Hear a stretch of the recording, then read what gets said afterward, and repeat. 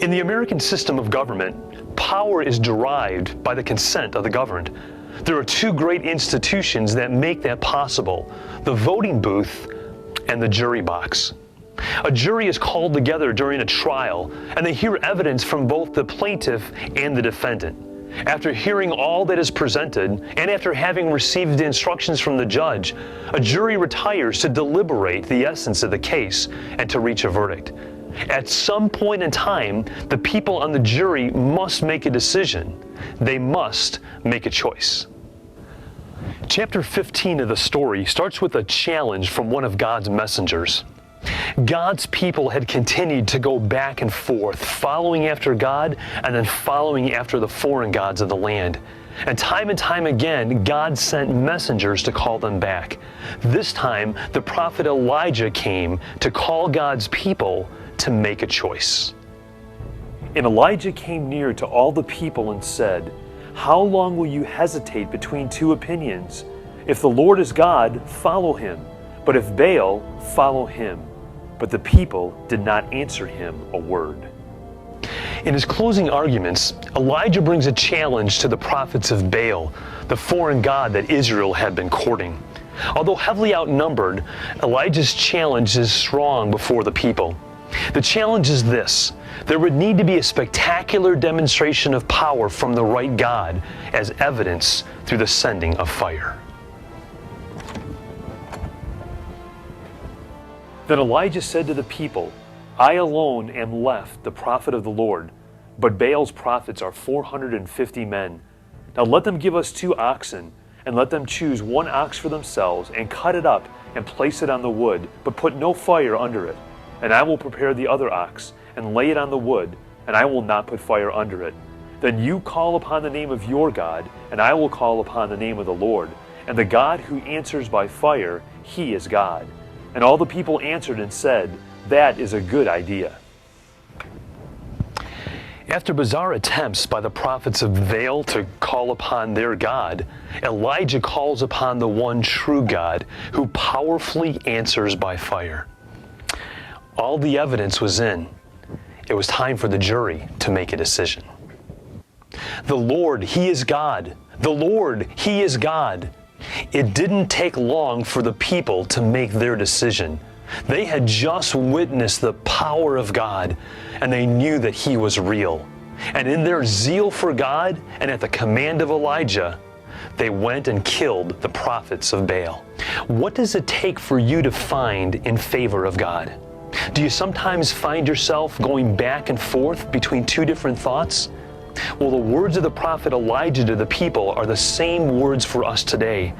If God is God, follow him. Though God had shown his power and the people responded, the fact that Elijah had the prophets of Baal destroyed didn't sit too well with Jezebel, the wife of Ahab, the king of Israel. It may be hard to believe, but the royal family was the one who was most responsible for the fact that Israel was not following after God. Surely there was no one like Ahab who sold himself to do evil in the sight of the Lord, because Jezebel his wife incited him.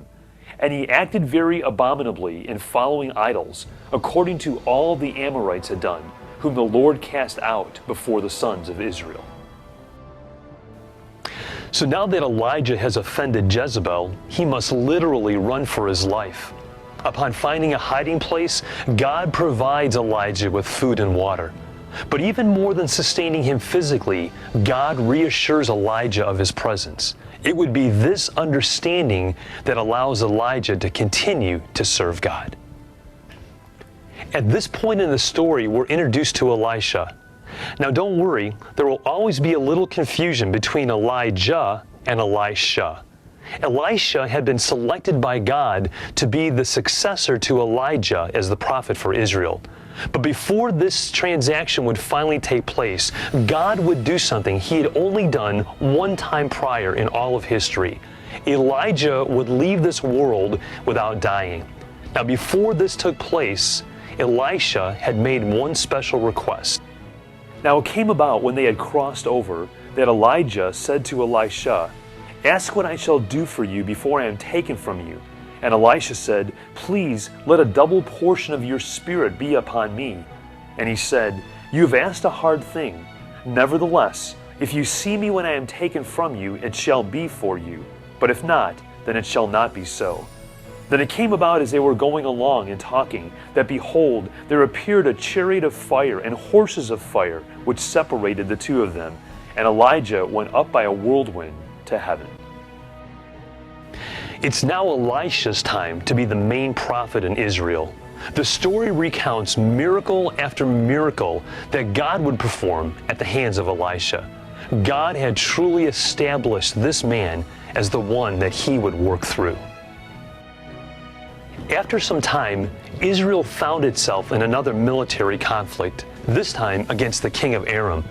Now, as the king was planning for battle, Elisha was able to discern what was going to take place, and he would inform the king of Israel. Well, this happened time and time again, and it really frustrated the king of Aram. Once he found out it was Elisha that was causing the difficulties and revealing his secrets, he surrounded the city where Elisha was and was preparing to take him by force.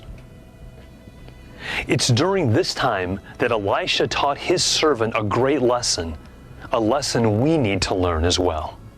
Now when the attendant of the man of God had risen early and gone out, behold, an army with horses and chariots was circling the city. And his servant said to him, "Alas, my master, what shall we do?" So he answered, "Do not fear, for those who are with us are more than those who are with them." Then Elisha prayed and said, "O Lord, I pray, open his eyes that he may see." And the Lord opened the servant's eyes, and he saw. And behold, the mountain was full of horses and chariots of fire all around Elisha. Elisha's words to his servant are similar to John's words in the New Testament, when John said this, "Greater is he that is in you than he that is in the world." For followers of the true God, both then and now, the very real, strong presence of God is something we can count on. Even though God had shown himself strong time and time again, the people never changed. They continued to try to mix together following the one true God and following the foreign gods of the lands where they were. 2 more prophets would come on the scene to call the people to repent. Both Amos and Hosea brought words of correction, of coming judgment, and of hope. God continued to desire his people for a relationship. Different messengers, same message, return to God. And yet year after year, prophet after prophet, these messages went ignored. In the next chapters of the story, we'll learn about the consequences that Israel receives for their continued disobedience. But you don't need to stay at odds with God forever. You can come to the place where you will once and for all commit all things to him. Will there be future times of uncertainty? Yes. Moments of doubt? Yes. But what you will have is the absolute assurance of the very presence of God in your life. Your relationship with God will be very real. The evidence has been presented. Closing arguments have been made. It's time for you to render a verdict.